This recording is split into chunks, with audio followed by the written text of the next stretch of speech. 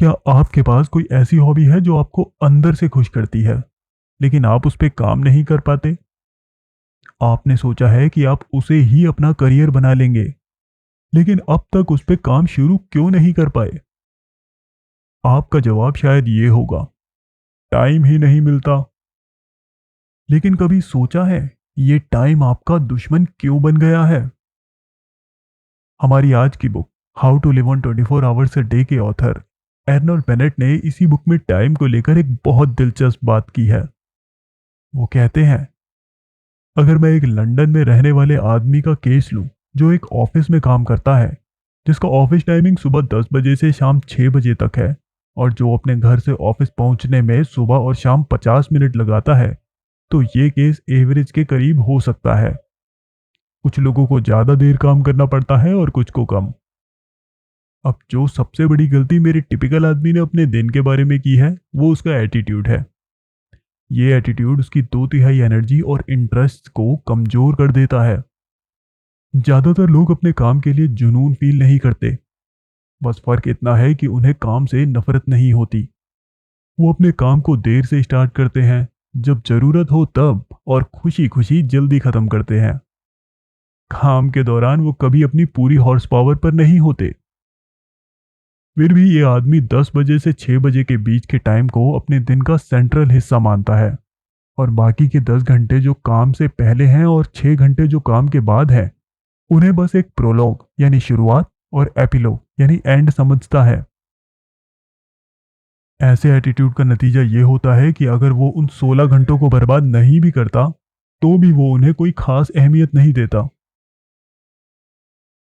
इसी बुक में वो ये भी कहते हैं, अगर तुम्हारे पास टाइम है तो तुम यूजुअली पैसा बना लेते हो, लेकिन इसका उल्टा कभी नहीं हो सकता।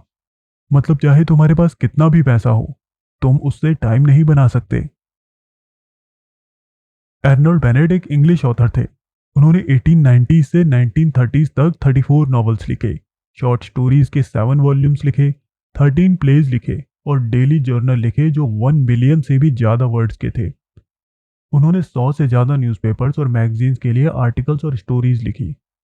फर्स्ट वर्ल्ड वॉर में इंफॉर्मेशन मिनिस्ट्री में काम किया और थोड़े टाइम के लिए उसे चलाया भी, और 1920s में सिनेमा के लिए भी लिखा। उनकी किताबें काफ़ी ज़्यादा बिकती थी, और वो अपने टाइम के सबसे ज़्यादा पैसा कमाने वाले ब्रिटिश राइटर थे। इतना कुछ लिखने के बाद भी वो अपने लिए, अपनी हॉबीज़ के लिए और अपनी फैमिली के लिए टाइम निकाल लेते थे। चलो उन्हीं से सुनते हैं कि अपने 24 घंटों का सही यूज़ हम कैसे कर सकते हैं। Preface to this edition. ये प्रीफेस शुरुआत में रखा गया है, क्योंकि प्रीफेस को ऐसे ही रखा जाता है। असल में इसे किताब के एंड में पढ़ना चाहिए। मुझे इस छोटी सी किताब के बारे में काफ़ी ज़्यादा फीडबैक मिला है, और इस पर काफ़ी रिव्यूज़ भी आए हैं। कुछ रिव्यूज़ तो लगभग किताब जितने लंबे हैं, लेकिन ज़्यादातर कमेंट्स नेगेटिव नहीं थे। कुछ लोगों ने टोन को फ्रिवलस यानी हल्का फुल्का कहकर ऑब्जेक्ट किया, लेकिन मेरी ओपिनियन में टोन बिल्कुल भी फ्रिवलस नहीं है, इसलिए ये ऑब्जेक्शन मुझे कुछ खास इम्प्रेस नहीं कर पाया। और अगर इसे ज़्यादा सीरियस क्रिटिसिज्म नहीं दिया गया होता तो शायद मैं ये मान भी लेता कि ये किताब फ्लॉलेस है। लेकिन एक सीरियस ऑब्जेक्शन जरूर आया है, जो प्रेस में नहीं, लेकिन कुछ सिंसियर लगने वाले रीडर्स से आया है, और मुझे इस पर बात करनी होगी। अगर आप पेज 43 पर देखें तो मैंने पहले से ही इस ऑब्जेक्शन को एंटिसिपेट किया था। जिस सेंटेंस पर लोगों ने ऑब्जेक्शन उठाया है वो कुछ ऐसा है, ज्यादातर हालातों में आदमी अपने काम के लिए कोई खास जुनून महसूस नहीं करता। बेस्ट केस में उसे अपने काम से नफरत नहीं होती।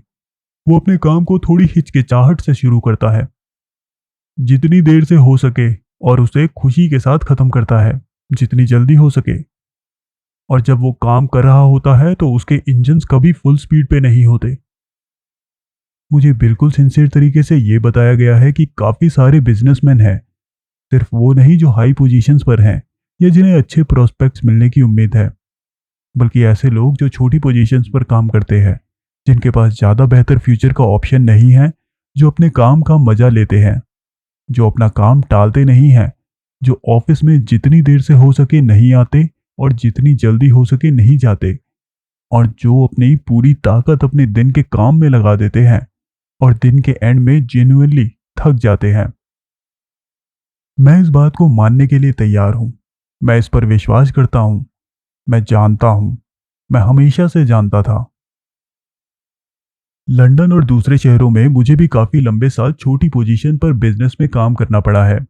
और मुझे ये बात समझ में आई थी कि मेरे कुछ साथी अपने काम के प्रति एक ईमानदार जुनून दिखाते थे, और जब वो अपना काम कर रहे होते थे तो पूरी तरह से जी रहे होते थे, जितनी उनमें क्षमता थी।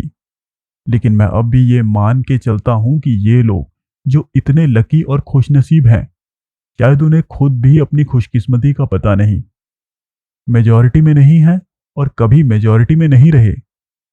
मैं अब भी ये विश्वास करता हूं कि ज्यादातर लोग जो एक डिसेंट एवरेज कॉन्शियस रखते हैं, जो बिजनेस में हैं, जिनमें एस्पिरेशंस और आइडियल्स होते हैं, रात को घर वापस जाते वक्त सच में थके हुए नहीं होते।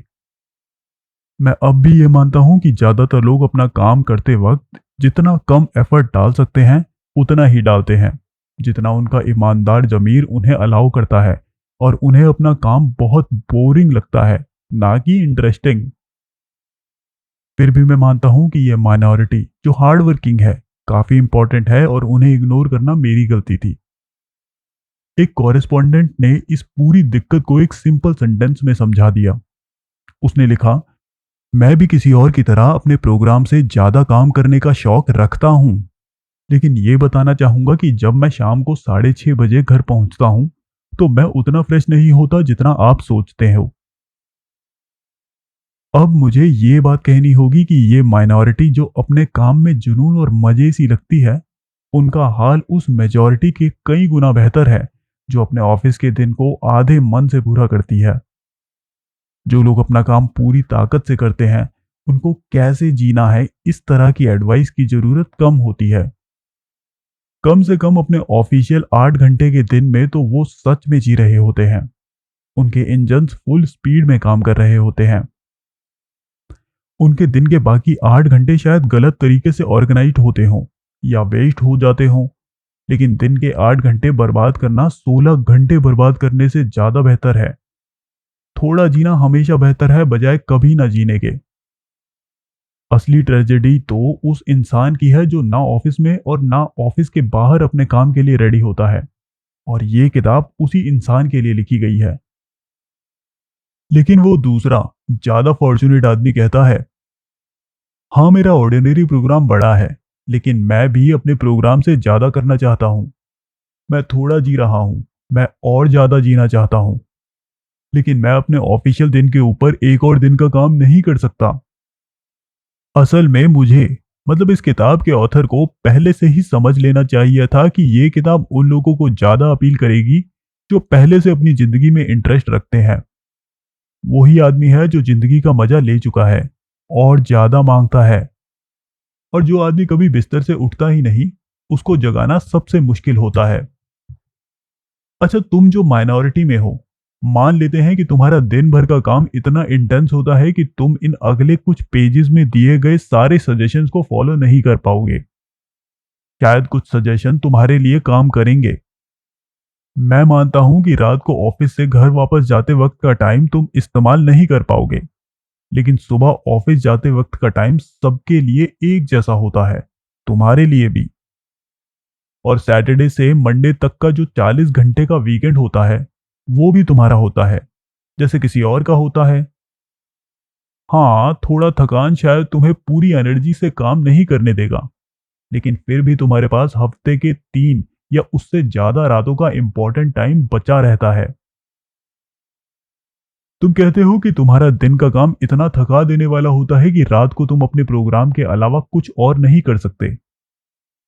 मेरा जवाब है कि अगर तुम्हारा दिन का काम इतना एग्जॉस्टिंग है तो तुम्हारी जिंदगी का बैलेंस गलत है, और तुम्हें उसे ठीक करना पड़ेगा। एक आदमी की ताकत सिर्फ उसके दिन भर के काम के लिए नहीं होनी चाहिए। तो फिर क्या करें? सबसे ऑब्वियस बात यह है कि तुम अपने दिन भर के काम के जुनून को एक चाल से हराओ। अपने इंजन्स को अपने प्रोग्राम से पहले किसी और चीज में लगाओ और बाद में अपने प्रोग्राम पर। सीधा सा सॉल्यूशन यह है कि सुबह जल्दी उठना शुरू करो। तुम कहते हो कि तुम नहीं उठ सकते, तुम कहते हो कि तुम रात को जल्दी नहीं सो सकते क्योंकि इससे घर का पूरा सिस्टम खराब हो जाएगा। मैं नहीं मानता कि रात को जल्दी सोना बिल्कुल इम्पॉसिबल है। मेरा मानना है कि अगर तुम सुबह जल्दी उठना शुरू कर दोगे तो इसका रिजल्ट ये होगा कि तुम्हारी नींद पूरी नहीं होगी, तो तुम रात को जल्दी सो जाने का रास्ता खुद ही ढूंढ लोगे। लेकिन मेरी सोच ये है कि सुबह जल्दी उठने का नतीजा नींद की कमी नहीं होगा। मेरा ये मानना, जो हर साल और स्ट्रांग होता जा रहा है, ये है कि नींद आदत का हिस्सा होती है और एक तरह के ढीलेपन का भी। मैं तो ये मानता हूं कि ज्यादा लोग इसलिए इतनी देर तक सोते हैं क्योंकि उन्हें कोई और काम या शौक नहीं होता। तुम्हें क्या लगता है कि वो हेल्दी आदमी जो रोज कार्टर पैटरसन की वैन चलाता है, वो कितनी नींद लेता होगा? मैंने इस बारे में एक डॉक्टर से बात की। वो डॉक्टर 24 सालों से लंदन के एक बड़े सबर्ब में काफी लोगों का इलाज कर रहे हैं, जिनमें ऐसे लोग होते हैं जैसे तुम और मैं। वो डॉक्टर काफी सीधी बात करते हैं और उनका जवाब भी सीधा था। ज्यादातर लोग अपने आप को बहुत ज्यादा नींद में पागल कर लेते हैं। वो आगे अपनी राय देते हैं कि 10 में से 9 आदमियों की सेहत और जिंदगी का मजा ज्यादा होगा अगर वो बिस्तर में कम वक्त बिताएंगे। दूसरे डॉक्टर्स ने भी इस फैसले को कंफर्म किया है, जो कि ऑफ कोर्स बढ़ते हुए जवानों पर लागू नहीं होता। 1 घंटा, 1.5 घंटा या 2 घंटे जल्दी उठो, और अगर जरूरत हो तो रात को जल्दी सो जाओ जब पॉसिबल हो। दिन का प्रोग्राम पूरा करने के मामले में तुम एक सुबह का घंटा उतना काम कर लोगे जितना 2 रात के घंटों में कर पाओगे। तुम कहोगे, मैं बिना कुछ खाए शुरू नहीं कर सकता और नौकर भी चाहिए। भाई साहब, इस जमाने में जब एक बेहतरीन स्पिरिट लैंप, जिसमें एक सॉस पैन भी शामिल है, 1 शिलिंग से कम में मिल जाता है, तो क्या तुम अपनी जिंदगी की भलाई एक दूसरे इंसान की इमीडिएट मदद पर डिपेंड रहना चाहोगे? रात को अपने नौकर या नौकरानी को इंस्ट्रक्शंस दे दो। उन्हें बोलो कि एक ट्रे को रात को सही जगह पर रख दे। उस ट्रे पर 2 बिस्किट्स, एक कप और सॉसर, एक मैच बॉक्स और एक स्पिरिट लैंप। लैंप पर सॉसपैन रखा हो, सॉसपैन के ऊपर ढक्कन, लेकिन उल्टा रखा हुआ। उस उल्टे ढक्कन पर एक छोटी सी चाय की केतली, जिसमें थोड़े से चाय के पत्ते हों। तुम्हें सिर्फ एक माचिस जलानी होगी, बस इतना ही। 3 मिनट में पानी उबल जाएगा और तुम्हें उसे चाय की केतली में डालना है, जो पहले से गर्म है, और 3 मिनट में चाय तैयार हो जाएगी। तुम चाय पीते वक्त अपने दिन की शुरुआत कर सकते हो। ये डिटेल्स बेवकूफ लोगों को छोटी लग सकती है, लेकिन जो समझदार हैं उन्हें ये बिल्कुल भी छोटी नहीं लगेगी। जिंदगी का सही और समझदारी से बैलेंस बना रहने का राज ये हो सकता है कि तुम एक अजीब वक्त पर एक कप चाय बना सको। Chapter 1, the daily miracle. हाँ, वो उन लोगों में से है जो अपने पैसे संभालना नहीं जानता। अच्छी नौकरी, रेगुलर इनकम, जरूरतों के साथ कुछ लग्जरीज के लिए भी काफी पैसा होना, ज्यादा खर्चीला भी नहीं है, फिर भी हमेशा परेशानी में रहता है। पता नहीं पैसे से कुछ हासिल क्यों नहीं कर पाता। शानदार फ्लैट आधा खाली, ऐसे लगता है जैसे हमेशा कोई सामान लेने आया हो। नया सूट पुरानी टोपी, शानदार नेकटाई ढीली ढाली पैंट। तुम्हें डिनर पर बुलाएगा, कांच का गिलास लेकिन खराब नॉनवेज, या फिर टर्किश कॉफी और टूटा हुआ कप। उसे समझ में नहीं आता। वजह बस इतनी है कि वो अपना पैसा इधर उधर उड़ा देता है। काश मुझे उसके आधे पैसे मिलते, मैं दिखाता उसे कैसे संभालते हैं। हम में से ज्यादातर लोग कभी ना कभी इस तरह से अपनी सुपीरियर सोच दिखाते हैं। हम सब अपने आप को अपने पैसे का मिनिस्टर समझते हैं। ये एक गर्व करने का टाइम होता है। अखबार आर्टिकल से भरे होते हैं जो बताते हैं कि इतने पैसे में कैसे गुजारा करें, और ये आर्टिकल्स इतना इंटरेस्ट लेकर लिखे जाते हैं कि लोगों के बीच में बहस शुरू हो जाती है। हाल ही में एक न्यूज़पेपर में एक जंग छिड़ी हुई थी कि क्या एक औरत 85 पाउंड्स में गांव में अच्छे से जी सकती है। मैंने एक ऐसे देखा था, 8 शिलिंग्स में कैसे जिए। लेकिन मैंने कभी ऐसा ऐसे नहीं देखा, एक दिन के 24 घंटे कैसे जिए। फिर भी लोग कहते हैं कि वक्त पैसा है। ये कहावत तो बस बात का छोटा रूप है। वक्त पैसों से काफी ज्यादा है।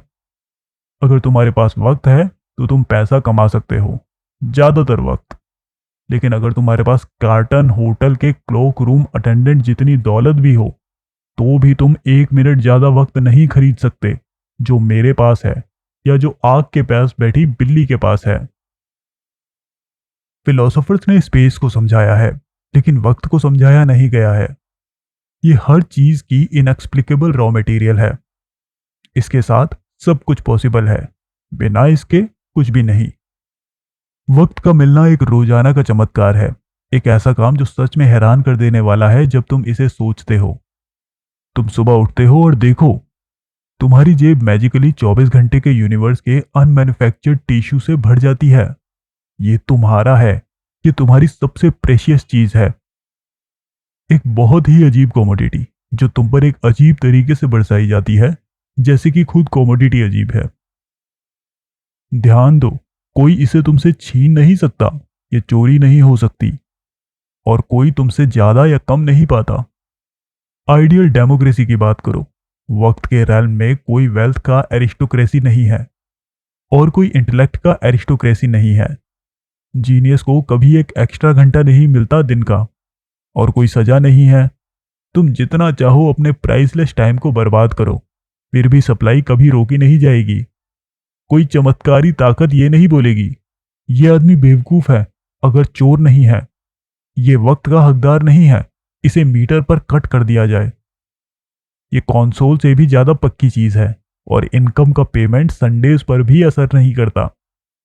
और तुम फ्यूचर का वक्त उधार नहीं ले सकते, कर्ज में जाना इम्पॉसिबल है। तुम बस गुजर रहे पल को बर्बाद कर सकते हो, तुम कल को बर्बाद नहीं कर सकते, वो तुम्हारे लिए संभाला गया है। तुम अगले घंटे को बर्बाद नहीं कर सकते, वो तुम्हारे लिए संभाला गया है।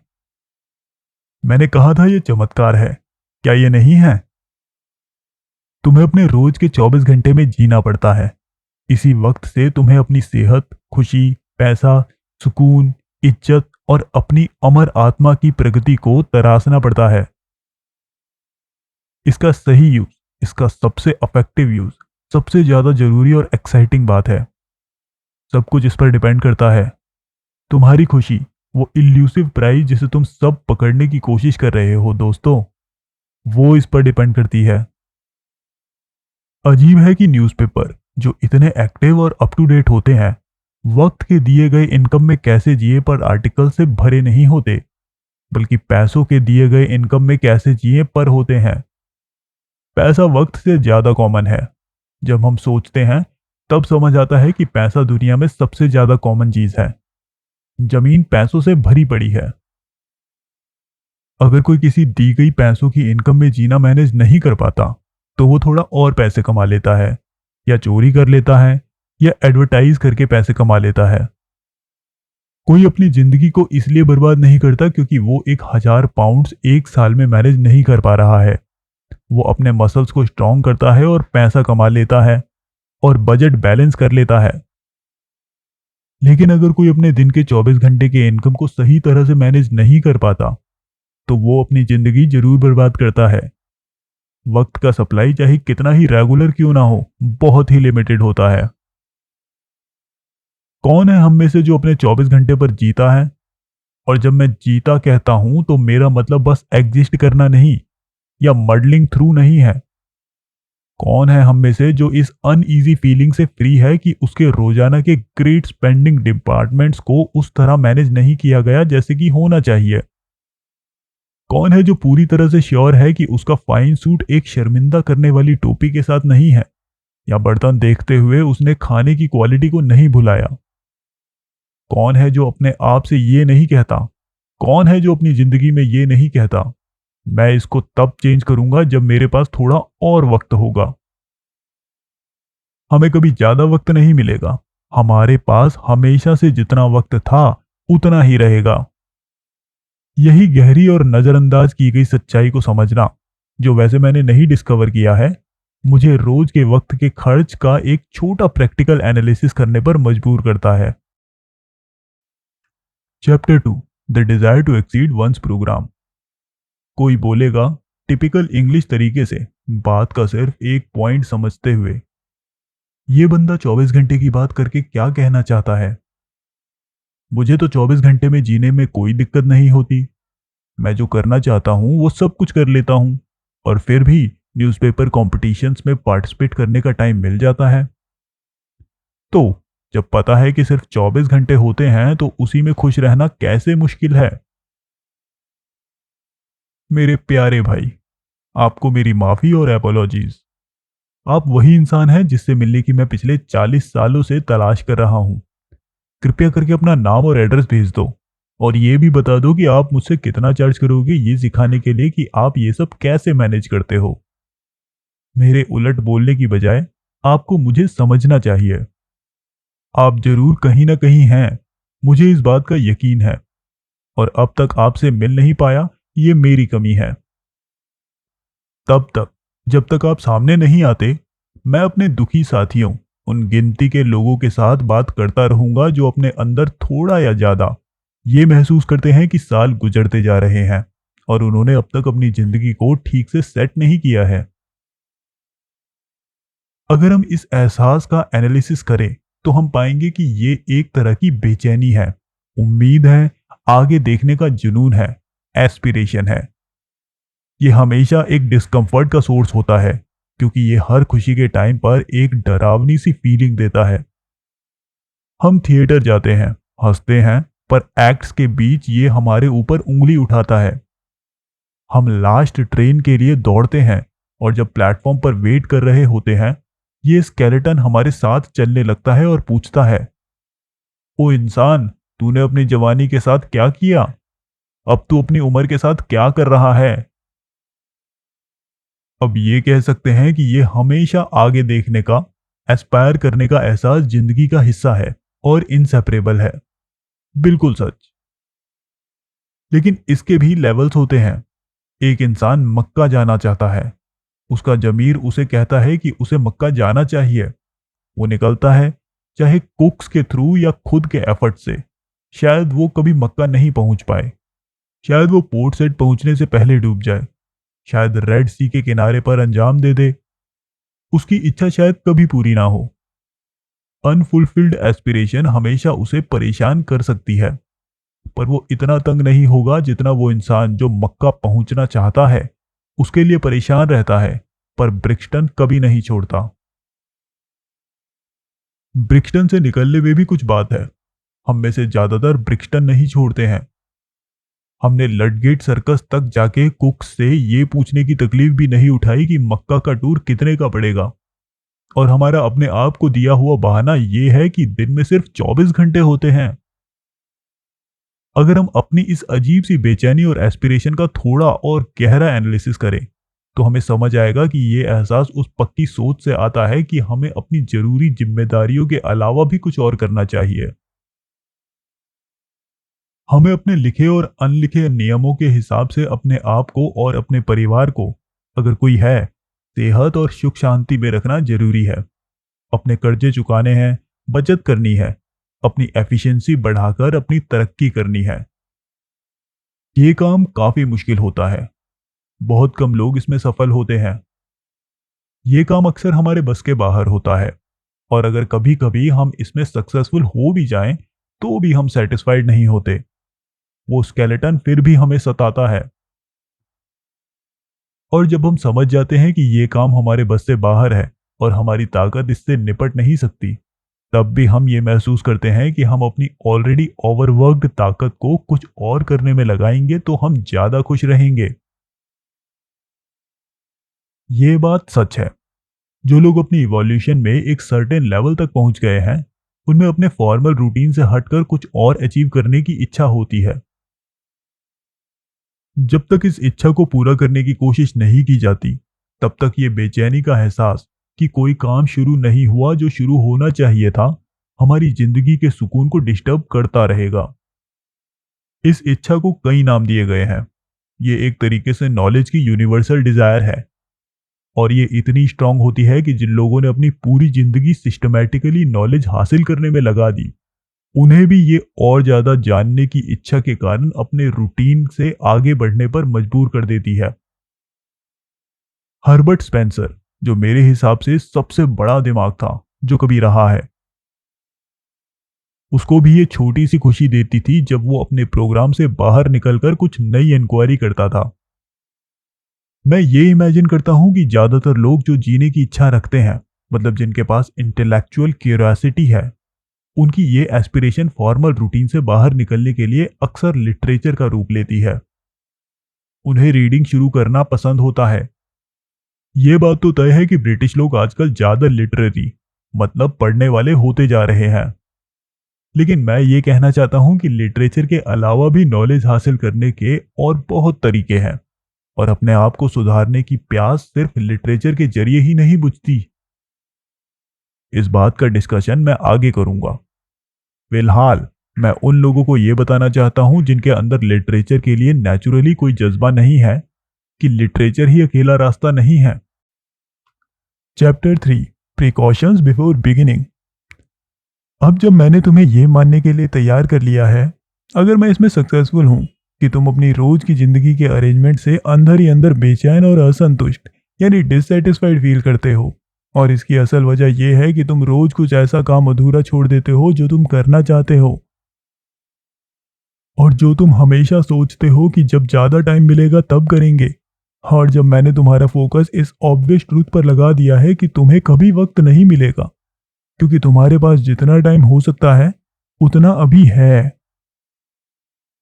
अब तुम मुझसे ये उम्मीद करते हो कि मैं तुम्हें कोई अजीब सा रास्ता बताऊं जिससे तुम अपने दिन को बेहतरीन तरीके से अरेंज कर पाओ और इस बेचैनी और अधूरे कामों की फीलिंग को हमेशा के लिए मिटा दो। मैंने कोई ऐसा रास्ता नहीं ढूंढा है, और ना ही मैं उम्मीद करता हूं कि ऐसा राज कभी मिलेगा। ये अभी तक अनजाना है। जब तुमने मेरी बात समझना स्टार्ट किया, हो सकता है तुम्हारे दिल में नई उम्मीद जागी हो। शायद तुमने सोचा हो, ये आदमी मुझे आसान और बिना थका देने वाला तरीका बताएगा जिससे मैं अपने उन सपनों को पूरा कर पाऊंगा जो मैं कभी नहीं कर पाया।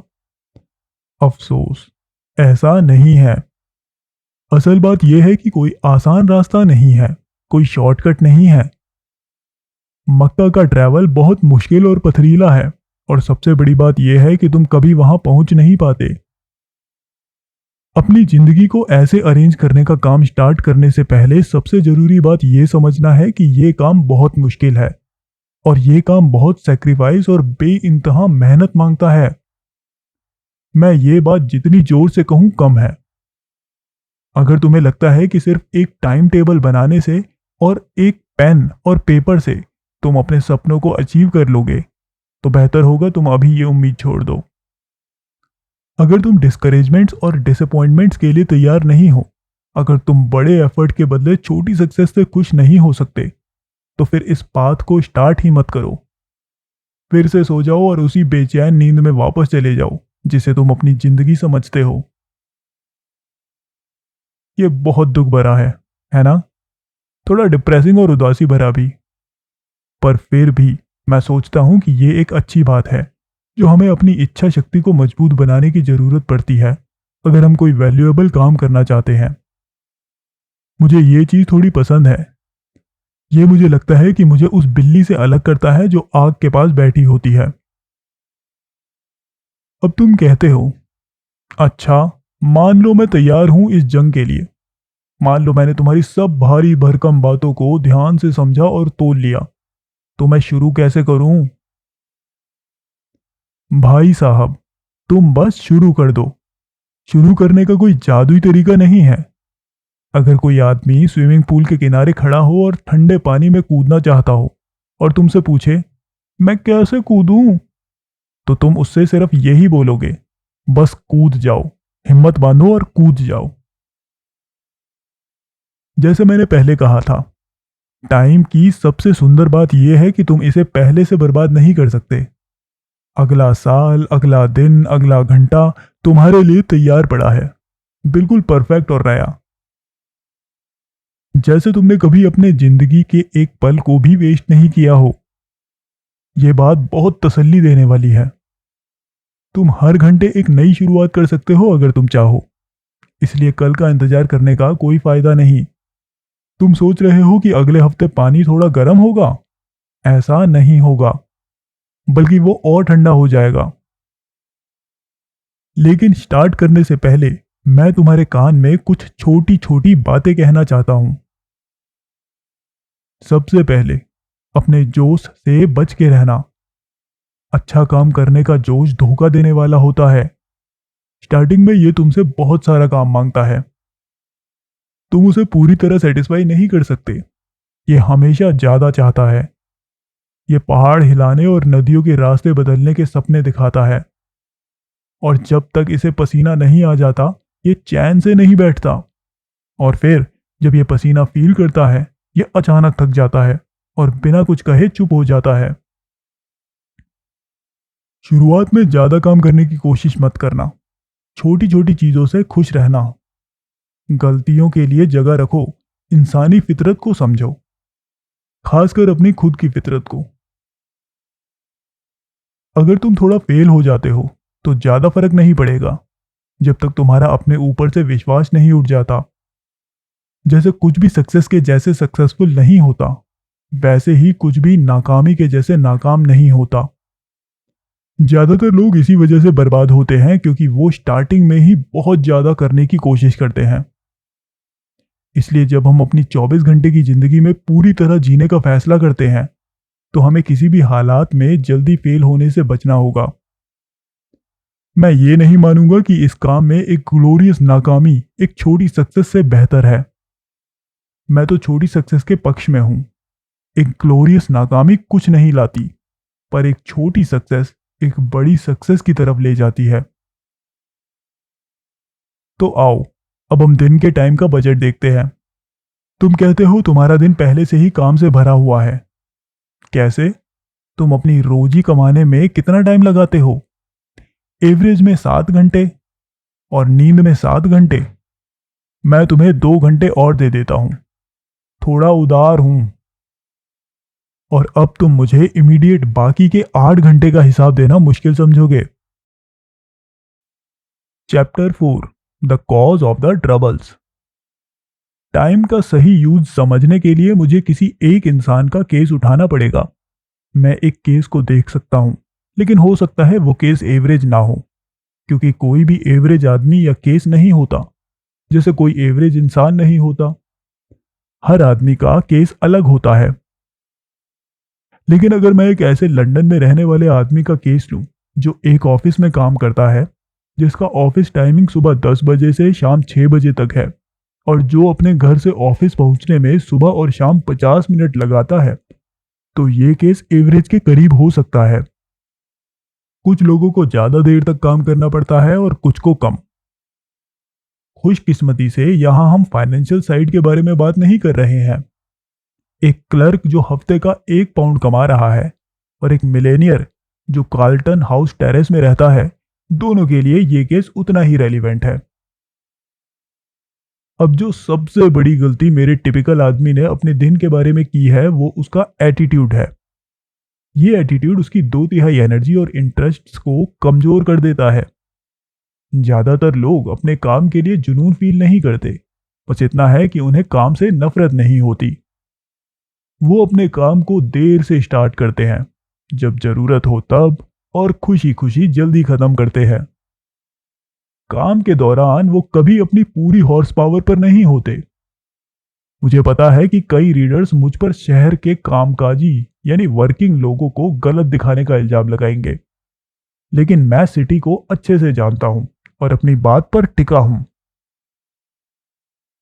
फिर भी ये आदमी 10 बजे से 6 बजे के बीच के टाइम को अपने दिन का सेंट्रल हिस्सा मानता है, और बाकी के 10 घंटे जो काम से पहले के हैं और 6 घंटे जो काम के बाद के हैं, उन्हें बस एक प्रोलॉग यानी शुरुआत और एपिलॉग यानी अंत समझता है।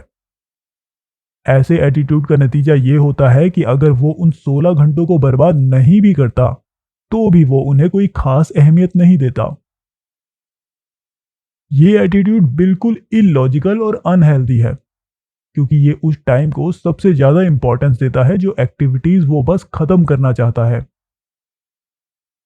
अगर एक आदमी अपनी दो तिहाई जिंदगी को उस एक तिहाई के लिए समर्पित कर दे जिसके लिए उसमें कोई खास एक्साइटमेंट नहीं है, तो वो कैसे उम्मीद कर सकता है कि वो पूरी तरह जिंदा रहेगा और अपनी जिंदगी को पूरी तरह जी पाएगा? वो नहीं कर सकता।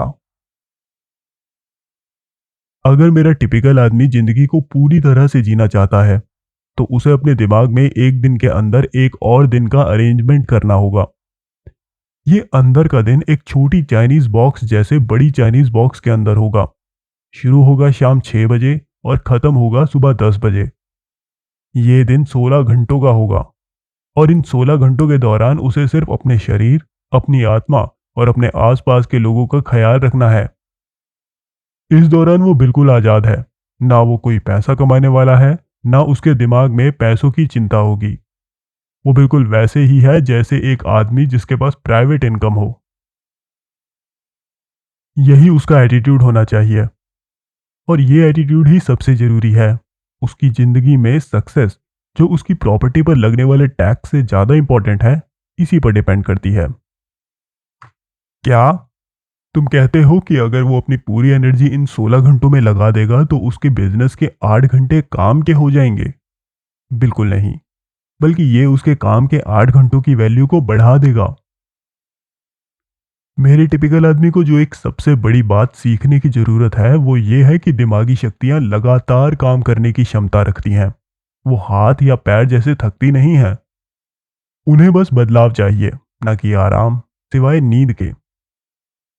अब मैं अपने टिपिकल आदमी के 16 घंटों का इस्तेमाल देखूंगा, जो सिर्फ उसके होते हैं, सुबह उठने से शुरू करके। मैं बस उन चीज़ों का जिक्र करूंगा जो वो करता है और जो मुझे लगता है कि उसे नहीं करनी चाहिए, और मैं अपने सुझाव बाद में दूंगा, जैसे एक व्यक्ति जंगल में स्पेस क्लियर करता है। उसके लिए ये कहना जरूरी है कि वो अपने घर से निकलने से पहले ज़्यादा वक्त बर्बाद नहीं करता, जो सुबह 9:10 पे होता है। काफ़ी घरों में वो सुबह 9 बजे उठता है, 9:07 और 9 या 9:30 के बीच नाश्ता करता है और फिर तुरंत निकल जाता है। लेकिन जैसे ही वो घर का दरवाजा बंद करता है, उसकी दिमागी शक्तियां, जो कभी नहीं थकती, सीधा आइडल मोड पे चली जाती है। वो स्टेशन तक पहुंचता है दिमागी सुकून की हालत में। स्टेशन पहुंचने के बाद उसे अक्सर ट्रेन का इंतजार करना पड़ता है। सुबह हर दिन कई सबर्बन स्टेशन पर तुम देखते हो कि आदमी शांति से प्लेटफॉर्म पर इधर उधर घूम रहे होते हैं, जब रेलवे कंपनी बेशर्मी से उनका समय चुरा रही होती हैं, जो पैसे से ज्यादा कीमती है। हर दिन लाखों घंटे इसलिए बर्बाद हो जाते हैं क्योंकि मेरा टिपिकल आदमी वक्त को इतना कम समझता है कि उसने कभी इसके लॉस से बचने के लिए सिंपल तरीके अपनाने का सोचा ही नहीं। उसके पास हर दिन वक्त का एक सिक्का होता है, एक सॉवरियन कह लो। उसे इस सिक्के को छोटी मोहरों में बदलना होता है और इस बदलने के प्रोसेस में वो अपना काफी कुछ खोना एक्सेप्ट कर लेता है।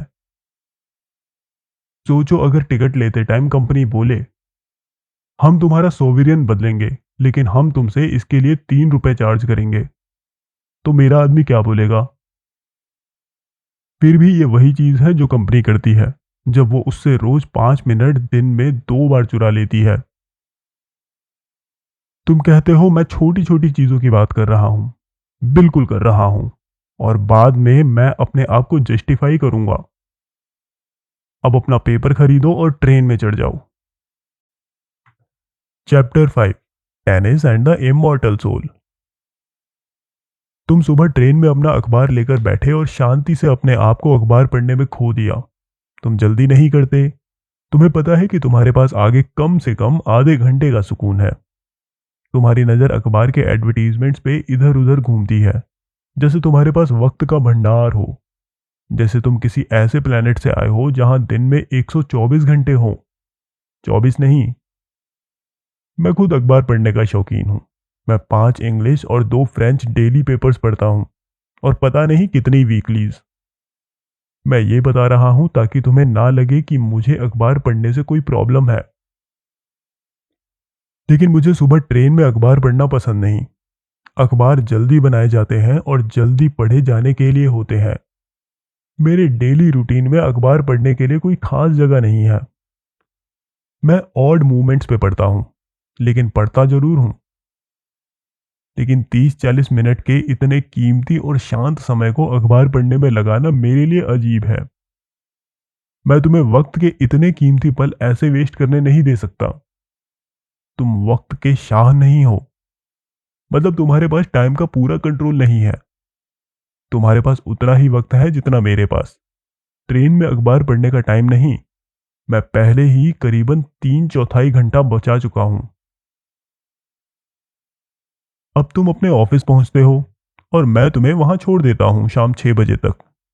मैं जानता हूं तुम्हारे पास दिन के बीच 1 घंटा या अक्सर 1 घंटे से ज्यादा होता है, जिसमें से आधा टाइम खाने में निकल जाता है।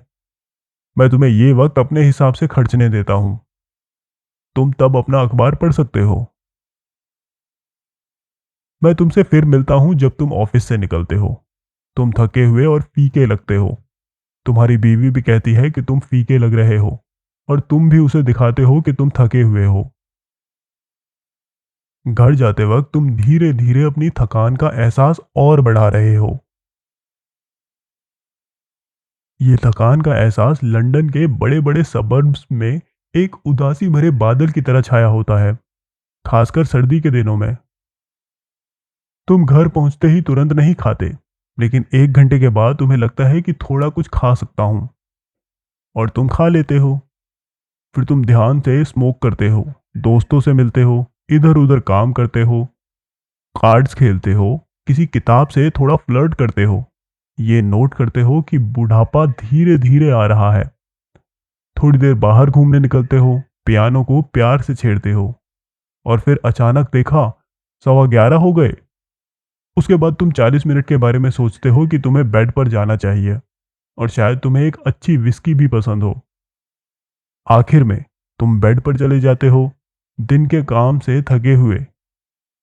ऑफिस छोड़ने के बाद से 6 घंटे शायद ज्यादा बीत चुके हैं, जैसे सपने की तरह चले गए, जैसे जादू से गायब हो गए। ये एक सही सैंपल केस है, लेकिन तुम कहते हो, अच्छी बात है कि तुम ये कह रहे हो, लेकिन आदमी थक जाता है। आदमी को अपने दोस्तों से मिलना भी होता है। वो हमेशा स्ट्रेच पर नहीं रह सकता। बिल्कुल सही। लेकिन जब तुम थिएटर जाने का प्लान बनाते हो, स्पेशली जब कोई खूबसूरत लड़की साथ हो, तब क्या होता है? तुम जल्दी जल्दी सबर्ब्स पहुंचते हो, खुद को बेहतरीन कपड़ों में सजाते हो, और फिर शहर वापस दूसरी ट्रेन में दौड़ते हो। तुम 4 घंटे, शायद 5 तक अपने आप को पूरी एनर्जी से स्ट्रेच करते हो। तुम उसे घर छोड़ते हो, और फिर खुद को। तुम बेड पर जाने से पहले 40 मिनट इस बारे में नहीं सोचते। तुम बस जाते हो। दोस्ती और थकान दोनों भूल जाते हो, और रात का वक्त तुम्हें कभी बहुत लंबा लगता है, या कभी बहुत छोटा। और वो वक्त याद है जब तुम्हें एमेच्योर ऑपरेटिक सोसाइटी के चौरस में गाने के लिए मना लिया गया था, और तुमने हर दूसरी रात 2 घंटे मेहनत की थी 3 महीने तक। क्या तुम ये डिनाई कर सकते हो कि जब तुम्हारे पास शाम के वक्त कोई खास काम होता है जो तुम्हारी सारी एनर्जी को खींच लेता है, उस काम के बारे में सोचने से तुम्हारे पूरे दिन में एक नई एनर्जी और एक ज्यादा इंटेंस जिंदगी का एहसास होता है? मेरी सलाह यह है कि शाम 6 बजे तक तुम सच का सामना करो और मान लो कि तुम थके नहीं हो, क्योंकि तुम वैसे भी नहीं हो। और अपनी शाम को ऐसे प्लान करो कि बीच में खाना खाने का टाइम ना आए। ऐसा करने से तुम्हें लगभग 3 घंटे का एक बेहतरीन अनइंटरप्टेड टाइम मिलेगा। मैं ये नहीं कह रहा कि हर रात तुम अपनी मेंटल एनर्जी खर्च करो, लेकिन मेरी सलाह यह है कि शुरुआत के लिए हर दूसरी रात 1.5 घंटे कुछ जरूरी और लगातार दिमागी विकास के काम में लगाओ। तुम्हारे पास अब भी 3 शाम रहेंगी अपने दोस्तों के साथ, ब्रिज, टेनिस, घर के काम, हल्का फुल्का पढ़ना, पाइप्स, गार्डनिंग, इधर उधर के काम, और प्राइज कॉम्पिटिशन्स के लिए। और वीकेंड के बीच 2 बजे से लेकर मंडे सुबह 10 बजे तक तुम्हारे पास अब भी 45 घंटे का टाइम रहेगा।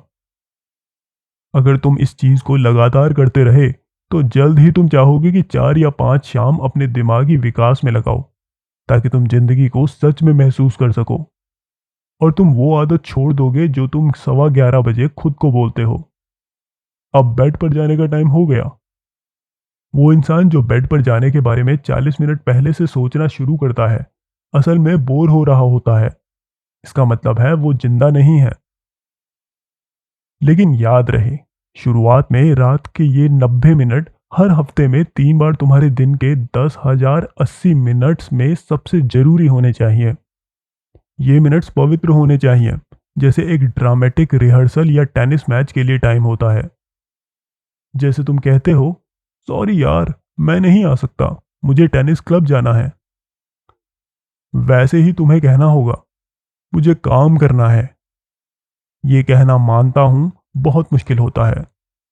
टेनिस हमेशा ज्यादा अर्जेंट लगता है कंपेयर टू अमर आत्मा। Chapter 6, remember human nature. मैंने पहले भी उस 44 घंटे के बड़े फैसले का जिक्र किया है जो तुम्हें सैटरडे 2 बजे से लेकर मंडे सुबह 10 बजे तक मिलता है। अब हमें ये पॉइंट समझना है कि वीक में 6 दिन काम करना चाहिए या 7 दिन। काफी सालों तक, लगभग जब मैं 40 साल का नहीं हो गया, मेरा हफ्ता 7 दिन का होता था।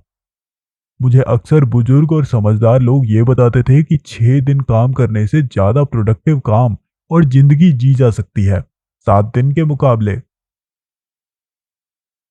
अब ये सच है कि अब मैं हर 7 दिन में एक दिन बिना किसी प्लान के गुजारता हूँ, और जो कुछ भी करता हूँ वो बस उस वक्त के मूड के मुताबिक होता है। इसकी मोरल वैल्यू को मैं बहुत गहराई से महसूस करता हूँ। फिर भी अगर मुझे अपनी जिंदगी फिर से ऑर्गेनाइज करनी होती, तो मैं वैसा ही करता जैसे पहले किया था। सिर्फ वो लोग जो पूरे 7 दिन बिना रुके फुल स्ट्रेंथ पे जी सकते हैं, वो ही ये समझ सकते हैं कि रेगुलर ब्रेक लेने का असली मजा क्या है। वैसे भी अब मेरी उम्र बढ़ रही है, और ये उम्र का सवाल है। अगर किसी में बहुत ज्यादा जवानी, एनर्जी और मेहनत करने की इच्छा हो, तो मैं ये कहूंगा कि बिना रुके चलते रहो, दिन ब दिन।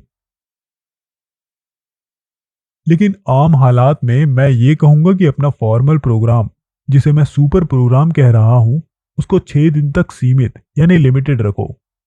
अगर तुम्हें लगे कि तुम अपना प्रोग्राम बढ़ा सकते हो तो बढ़ाओ, लेकिन सिर्फ उतना जितनी इच्छा हो, और उस एक्स्ट्रा टाइम को एक बोनस समझो, ना कि रेगुलर शेड्यूल का हिस्सा, ताकि तुम आसानी से वापस 6 दिन के प्रोग्राम पर आ सको बिना ये महसूस किए कि तुम कुछ खो रहे हो या पीछे जा रहे हो।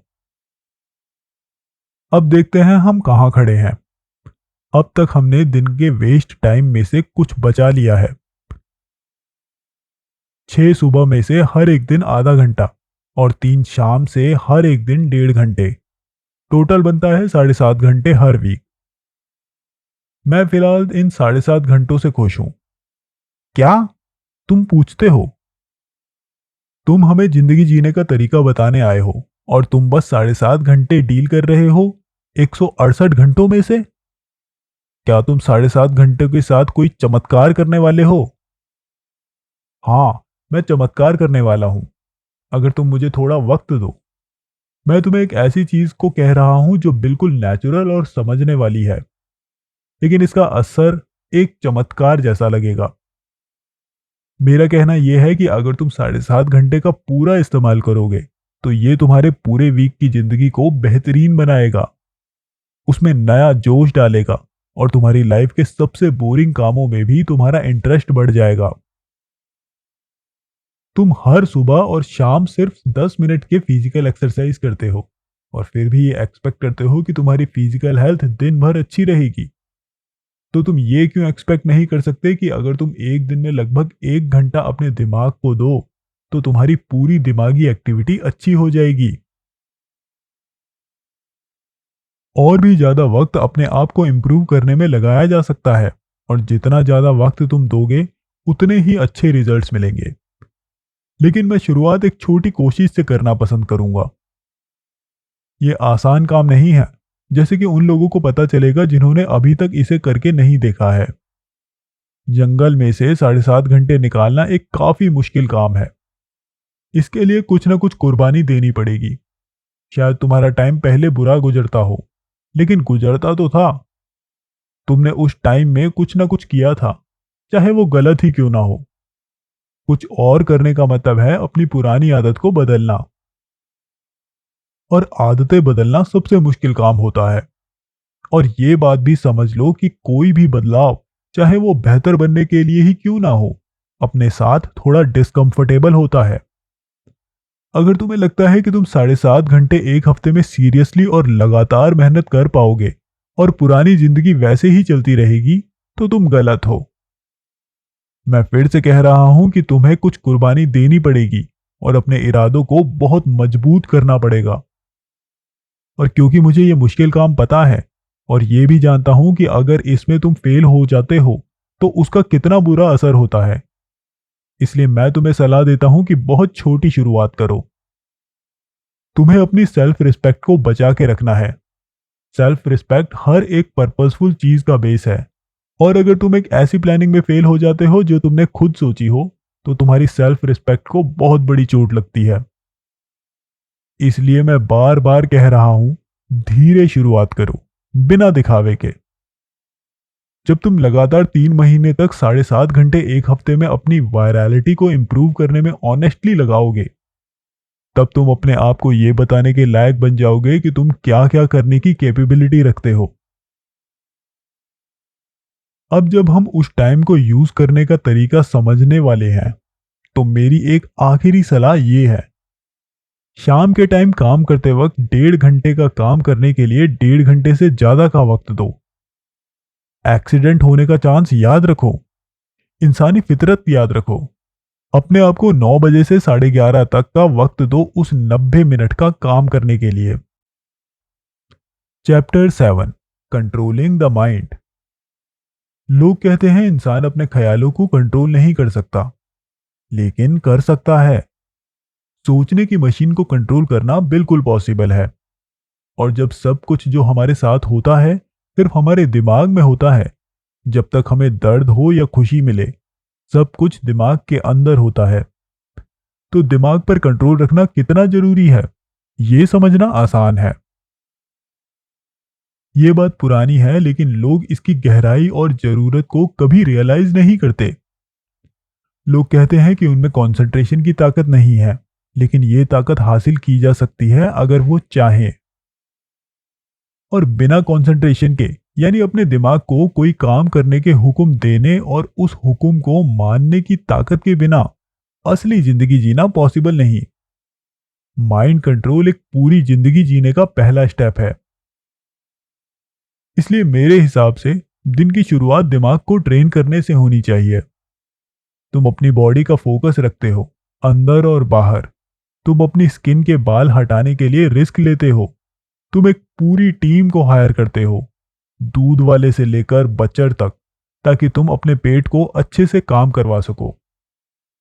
तो फिर अपने दिमाग, जो तुम्हारी बॉडी से भी ज्यादा डेलिकेट है, उस पर थोड़ा फोकस क्यों नहीं देते? जबकि तुम्हें इसमें किसी बाहरी हेल्प की जरूरत भी नहीं है। जिंदगी का ये आर्ट प्रैक्टिस करने का टाइम मैं तुम्हारे घर से निकलने के मूवमेंट से लेकर ऑफिस पहुंचने तक का टाइम सजेस्ट करता हूं। क्या मैं रास्ते में, प्लेटफॉर्म पर, ट्रेन में और फिर भीड़ भरे रास्ते में अपने दिमाग को ट्रेन करूं? हाँ, बिल्कुल। इसमें कोई रॉकेट साइंस नहीं, कोई टूल्स की जरूरत नहीं, कोई किताब तक नहीं चाहिए। लेकिन यह काम इतना आसान नहीं है। जब तुम अपने घर से निकलते हो, अपने दिमाग में किसी एक टॉपिक पर फोकस करो, चाहे कोई भी टॉपिक हो। बस शुरुआत के लिए तुम अभी 10 स्टेप ही चले होंगे कि तुम्हारा दिमाग तुम्हारे सामने से हटके किसी दूसरे टॉपिक पर चला गया होगा। उसे वापस लाओ पकड़ के। जब तक तुम स्टेशन पहुंचोगे, तुमने अपने दिमाग को 40 बार वापस बुलाया होगा। हार मत मानो, ये प्रैक्टिस करते रहो, तुम जरूर कामयाब होगे। अगर तुम लगे रहे तो तुम कभी फेल नहीं हो सकते। यह कहना बेकार है कि तुम्हारा दिमाग कंसंट्रेशन के लायक नहीं है। क्या तुम्हें याद नहीं है वो सुबह जब तुम्हें एक परेशान कर देने वाला लेटर मिला था, जिसका जवाब बहुत सोच समझ कर लिखना था? तुमने कैसे अपने दिमाग को लगातार उस जवाब के बारे में फोकस किया, बिना एक सेकंड का गैप दिए, जब तक तुम अपने ऑफिस नहीं पहुंच गए, और फिर तुमने तुरंत बैठकर उसका जवाब लिख दिया। उस टाइम तुम इतने होशियार थे कि तुमने अपने दिमाग पर पूरी तरह कंट्रोल कर लिया। तुमने उसे काम करने का हुक्म दिया और उसने काम कर दिया। अगर तुम रोज कंसंट्रेट करने की प्रैक्टिस करो, इसमें कोई राज नहीं है, बस लगातार मेहनत का राज है, तो तुम अपने दिमाग पर हर टाइम, हर जगह कंट्रोल कर सकते हो। दिमाग तुम्हारा सबसे इंपॉर्टेंट हिस्सा नहीं है, लेकिन तुम उस पर हुक्म चला सकते हो। ये एक बहुत कन्वीनियंट एक्सरसाइज है। सोचो, अगर तुम सुबह ट्रेन में डंबल्स लेके बैठे होते मसल्स के लिए, या 10 वॉल्यूम्स की एनसाइक्लोपीडिया लेकर बैठे होते नॉलेज के लिए, तो लोग तुम्हें देखकर हैरान होते। लेकिन जब तुम रास्ते पर चल रहे हो, या ट्रेन के कॉर्नर में पाइप के साथ बैठे हो, या अंडरग्राउंड ट्रेन में खड़े हो, कौन जानेगा कि तुम दिन के सबसे इंपॉर्टेंट काम में लगे हुए हो? कौन तुम पर हंस सकता है? मुझे कोई फर्क नहीं पड़ता कि तुम किस चीज पर कंसंट्रेट करते हो, बस कंसंट्रेट करो। असल बात दिमाग को डिसिप्लिन करने की है। लेकिन हाँ, एक काम में दो फायदे हो सके तो क्यों नहीं? तुम किसी काम की चीज पर कंसंट्रेट कर सकते हो। मैं एक सजेशन देता हूं, मार्कस अरेलिस या एपिक्टेटस का एक छोटा सा चैप्टर। उनके नाम सुनकर घबराओ मत, मेरी बात सुनो। मुझे कोई भी चीज मार्कस अरेलिस या एपिक्टेटस से ज्यादा रियल और प्रैक्टिकल नहीं लगती, जो हम जैसे आम इंसानों के लिए यूजफुल है, जो फेक स्टाइल और बकवास को पसंद नहीं करते। शाम को उनका एक चैप्टर पढ़ लो, और हाँ, चैप्टर्स बहुत छोटे होते हैं। फिर अगले दिन सुबह उस पर कॉन्सेंट्रेट करो, तुम खुद देखोगे। हाँ मेरे दोस्त, तुम इस बात को छुपा नहीं सकते। मैं तुम्हारे दिमाग को बिल्कुल अपने कान में टेलीफोन की तरह सुन सकता हूं। तुम अपने आप से कह रहे हो, यह आदमी अब तक ठीक बोल रहा था, शायद थोड़ा इंटरेस्ट जगाया, लेकिन जो ये ट्रेन्स में सोचने और कंसंट्रेट करने की बात कर रहा है, ये मेरे लिए नहीं है। ये कुछ लोगों के लिए सही हो सकता है, पर यह मेरे काम की बात नहीं। लेकिन ये तुम्हारे लिए ही है। मैं ये जोरदार तरीके से कह रहा हूं। तुम वही आदमी हो जिसको ये बात सबसे ज्यादा फायदा दे सकती है। अगर तुम इस सजेशन को इग्नोर करते हो, तो तुम अपने हाथों से सबसे कीमती सलाह खो रहे हो। ये मेरी नहीं, दुनिया के सबसे सेंसिबल और प्रैक्टिकल लोगों की सजेशन है, जो कभी जमीन पर चले हैं। मैं तो बस तुम तक ये बात पहुंचा रहा हूं। इसको ट्राई करो, अपने दिमाग को कंट्रोल में लाओ।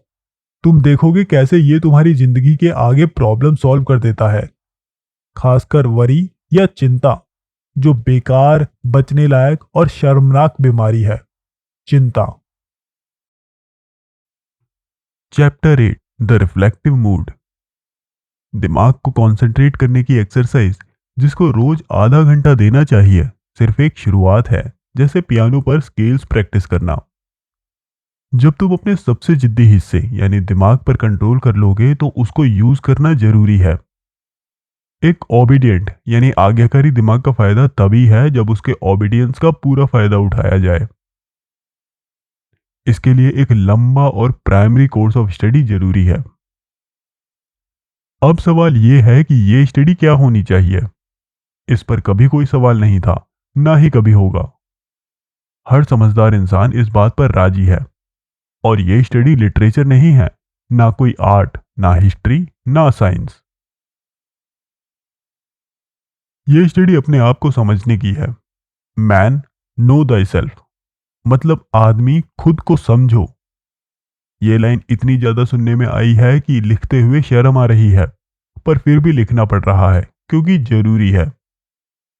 अब मैं अपनी शर्म वापस लेता हूं, क्योंकि इस बात पर शर्माना नहीं चाहिए। मैन नो दाई सेल्फ, मैं ये जोर से बोल रहा हूं। ये एक ऐसी लाइन है जो हर कोई जानता है, जिसकी वैल्यू सब समझते हैं, पर सिर्फ कुछ लोग ही इस पर अमल करते हैं। मुझे नहीं पता क्यों। मुझे पूरी तरह यकीन है कि आज के टाइम के एक आम इंसान की जिंदगी में जो सबसे ज्यादा कमी है, वो है सोचने का टाइम। हम रिफ्लेक्ट नहीं करते। मेरे कहने का मतलब है कि हम वाकई इंपॉर्टेंट चीजों पर नहीं सोचते। अपनी खुशी के बारे में, हम किस डायरेक्शन में जा रहे हैं, जिंदगी हमें क्या दे रही है, हमारे एक्शंस का रीजन कितना बड़ा रोल प्ले कर रहा है या नहीं, और हमारे प्रिंसिपल्स और कंडक्ट के बीच का रिश्ता क्या है।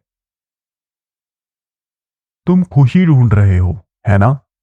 क्या तुमने उसे पाया? चांसेस है कि तुमने नहीं पाया। चांसेस है कि तुमने मान लिया कि खुशी मिलना मुश्किल है। लेकिन कुछ लोगों ने इसे पाया है, और उन्होंने इसे इस बात को समझ कर पाया है कि खुशी का सोर्स फिजिकल या मेंटल प्लेजर नहीं होता, बल्कि रीजन को डेवलप करना और अपने प्रिंसिपल के हिसाब से अपने एक्शंस को एडजस्ट करना होता है।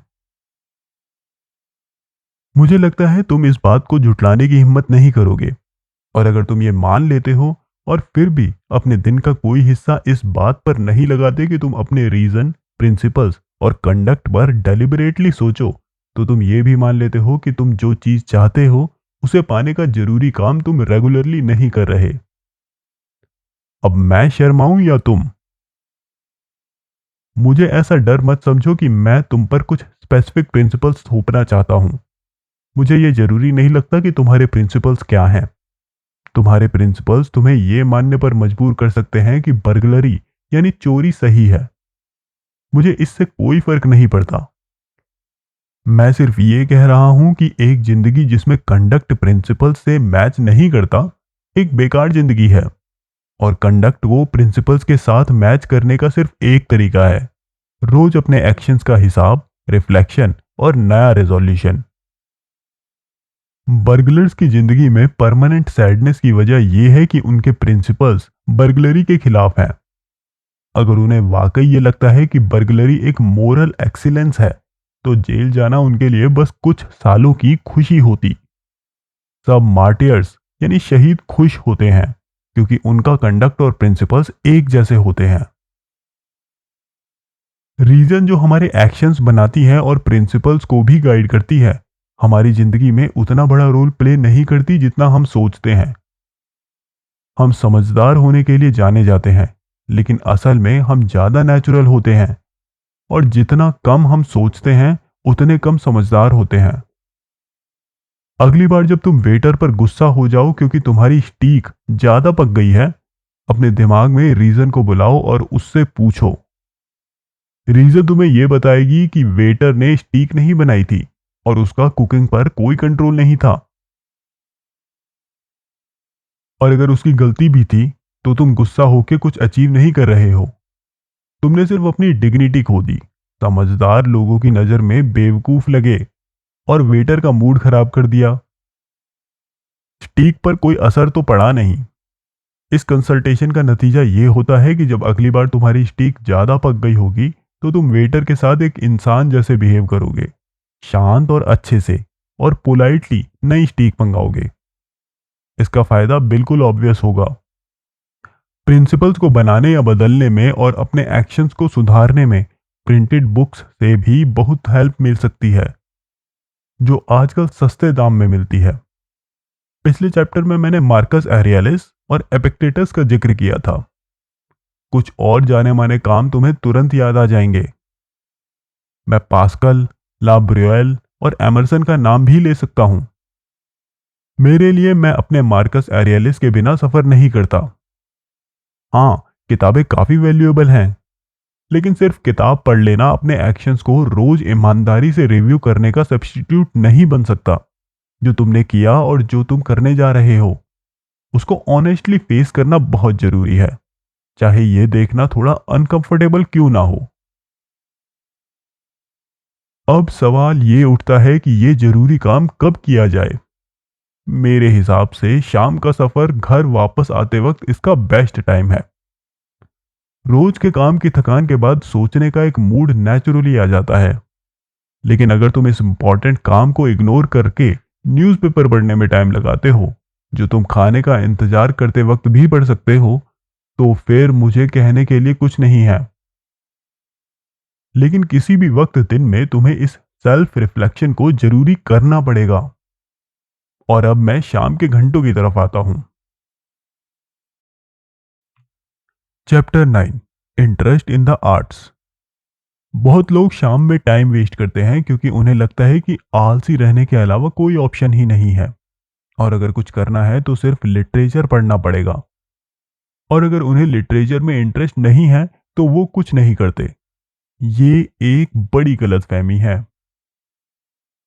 हाँ, ये जरूर है कि किसी भी चीज को ठीक से सीखने के लिए किताबें पढ़ना जरूरी होता है, लेकिन अगर तुम ब्रिज या बोट सेलिंग जैसे सब्जेक्ट्स को समझना चाहते हो, तो तुम लिटरेचर में इंटरेस्ट ना होने के बावजूद उन टॉपिक्स की बेस्ट किताबें जरूर पढ़ोगे। इसलिए हमें लिटरेचर और नॉन लिटरली सब्जेक्ट्स के बीच फर्क समझना चाहिए। मैं लिटरेचर पर बाद में आऊंगा। अब मैं उन लोगों से कहना चाहता हूं जिन्होंने कभी मेरेडिथ नहीं पढ़ा है और जो इस बात से बिल्कुल इंडिफरेंट है कि मिस्टर स्टीफन फिलिप्स सच्चे पोएट हैं या नहीं, कि तुम बिल्कुल अपने राइट्स के अंदर हो। लिटरेचर को पसंद ना करना कोई गुनाह नहीं है, ये बेवकूफ़ी की निशानी भी नहीं है। लिटरेचर के बड़े बड़े पंडित उस इंसान को तुरंत सजा सुना देंगे जो, मान लो, जो वर्ड्सवर्थ का टेनिसन पर क्या असर है ये नहीं समझ पाता। लेकिन ये बस उनकी बदतमीजी है। मैं ये समझता हूं कि अगर इनसे चाइकोव्स्की की पैथेटिक सिंपैथी का इन्फ्लुएंस समझने को कहा जाए तो ये कहाँ होते। लिटरेचर के अलावा नॉलेज के कई बड़े मैदान हैं जो सीखने वाले को जबरदस्त रिजल्ट्स दे सकते हैं। एग्जाम्पल के लिए, जब मैंने इंग्लैंड के सबसे पॉपुलर म्यूजिक पीस का जिक्र किया तो मुझे याद आया कि प्रोमनेड कॉन्सर्ट्स अगस्त में स्टार्ट होते हैं। तुम उन कॉन्सर्ट्स में जा सकते हो, अपना सिगार या सिगरेट स्मोक कर सकते हो, और दुख की बात यह है कि तुम लॉहग्रीन ओवरट्यून के सॉफ्ट बार्स के दौरान अपनी माचिस जलाते हो और तुम्हें म्यूजिक का मजा आता है। लेकिन तुम कहते हो कि तुम पियानो या फिडल या बांजो बजाना नहीं जानते और तुम्हें म्यूजिक के बारे में कुछ पता नहीं है। इससे क्या फर्क पड़ता है? तुम्हें म्यूजिक का असली शौक है। ये बात इससे साबित होती है कि कंडक्टर को अपनी हॉल तुम जैसे लोगों से भरने के लिए इतने अच्छे प्रोग्राम्स देने पड़ते हैं जिसमें बुरा म्यूजिक लगभग नहीं होता, जो कोवेंट गार्डन के पुराने दिनों से काफी अलग है। अब ये तो पक्का है कि अगर तुम द मेडन्स प्रेयर पियानो पर नहीं बजा सकते, तो भी इसे तुम्हें ऑर्केस्ट्रा को समझने से नहीं रोकना चाहिए, जिसे तुम हफ्ते में 2 रात सुनते हो कुछ महीने तक। अभी तुम ऑर्केस्ट्रा को शायद एक अजीब मिक्स ऑफ इंस्ट्रूमेंट से झुंड के तौर पे देखते हो जो एक मिक्स्ड और अच्छा साउंड बनाता है। तुमने अपने कानों को कभी ये सिखाया ही नहीं कि डिटेल्स पर ध्यान कैसे दिया जाए, इसलिए तुम उन्हें सुनते नहीं हो। अगर तुमसे पूछा जाए कि सी माइनर सिम्फनी की शुरुआत में कौन से इंस्ट्रूमेंट्स वो बड़ा थीम बजाते हैं, तो तुम शायद जवाब नहीं दे पाओगे। फिर भी तुम सी माइनर सिम्फनी को पसंद करते हो क्योंकि उसने तुम्हें एक्साइट किया है और फिर से करेगी।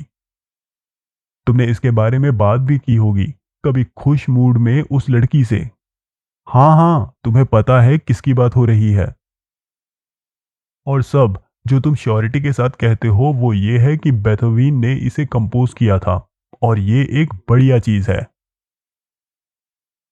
अब सोचो अगर तुमने मिस्टर क्रैबील की किताब how to listen to music पढ़ ली होती, जो किसी भी बुक शॉप से अलाहाबामा के एक स्टॉल के टिकट से सस्ती मिल जाती है और जिसमें सभी ऑर्केस्ट्रल इंस्ट्रूमेंट्स के फोटोज और ऑर्केस्ट्रा के अरेंजमेंट्स के प्लान होते हैं, तो तुम अपनी अगली कॉन्सर्ट में जाने पर ज्यादा इंटरेस्ट लेते।